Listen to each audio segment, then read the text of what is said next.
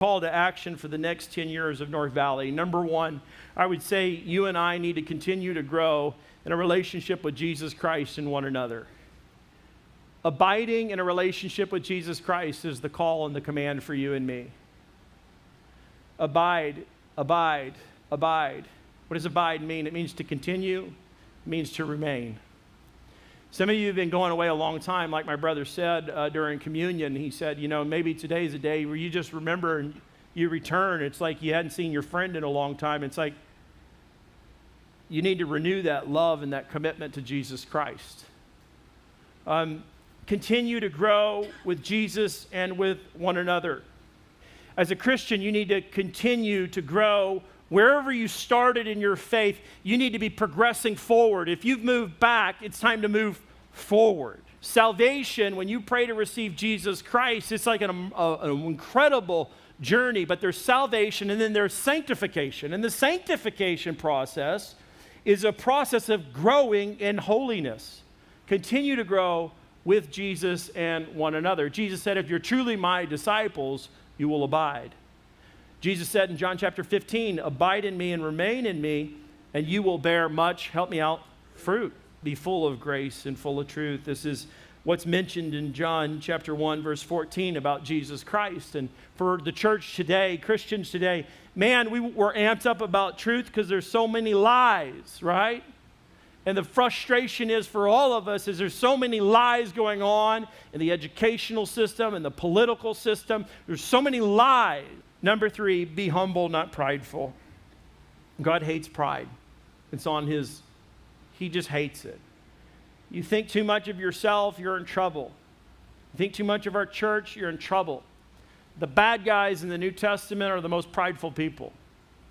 The bad guys were actually the most educated people. The Jewish scholars. Think they know everything. Don't be that guy. Not for us. Be incredibly humble. You know what the Bible promises? He says, God opposes the proud, but he gives grace to the humble. Number 4, don't ever make a practice of sin. Don't ever make a practice of sin. 1 John 3:9, I don't have the passage, but listen to it just for a moment. John, the same guy who wrote the Gospel of John, wrote another letter called 1 John, and he says this, listen, he says, no one born of God makes a practice of sinning.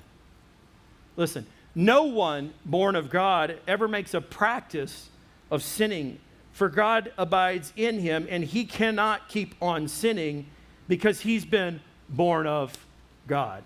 Don't make a practice of sinning. Some of us fall into alcoholism or addiction or whatever be the case, or you're blowing your temper. Don't make a practice of sinning. Number 5, I'd say experience God's freedom. I ended up getting my academic act together towards the very end because my dad told me I was going to be a deadbeat and didn't have a future at all. It was no spiritual talk. It was just a life talk. Like, what do you want to do in life? I'm like, I want to be a businessman and make a lot of money. He's like, he's as a Christian dad, he's like, I'll just take that. Okay, how are you going to do that? I said, I'm going to graduate. I'm going to start a business. I'm going to go to college. And he's like, how are you going to do that?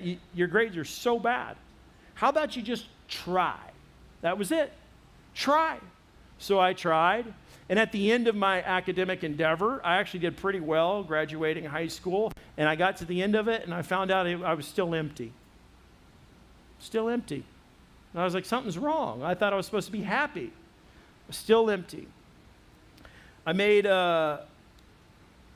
was in bondage to sin.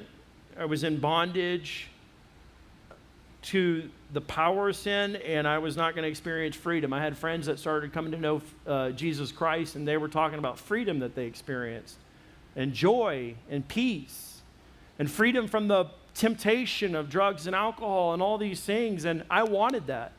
The Bible tells us that we can experience freedom if we know the truth, and we experience the truth. I want to encourage you to experience God's freedom in your life. Freedom is a wonderful thing. This country, we should acknowledge that we have wonderful parts about our country that celebrate all sorts of personal freedoms, perhaps more than any other country in the world. We have these freedoms in place, but even with our freedoms, ladies and gentlemen, there's still rules and restrictions. We still have police officers. We still have a stop sign. Share and show the love of Jesus Christ. Share, open your mouth, and tell people about the impact Jesus is making in your life. Share with other people about how you're experiencing God's goodness and His grace in your life. Share how hard it is to be a Christian, but thankful that the Lord is good in the midst of your challenge and your suffering. Show them by doing something. This is hard. I think the two greatest marks of Christian maturity are number 6 and number 7. You need to share your faith with Jesus Christ, because sharing your faith with Jesus Christ will get you in trouble today. Number 2, give your money. Why? Because money's an evil master, that's why.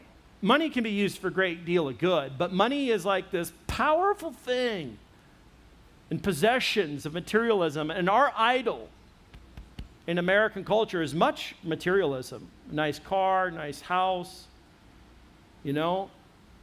And so the story that I remember most, that's fresh on my mind for us is just, we're like the rich young ruler. That guy had his life figured out, very smart, comes to Jesus and says, what must I do to inherit eternal life? And Jesus says to him, you know what you need to do? You're rich, you're influential, business leader, very smart. Here's what you do to experience eternal life. You need to go sell everything you have, everything, and give to the poor. What was he doing?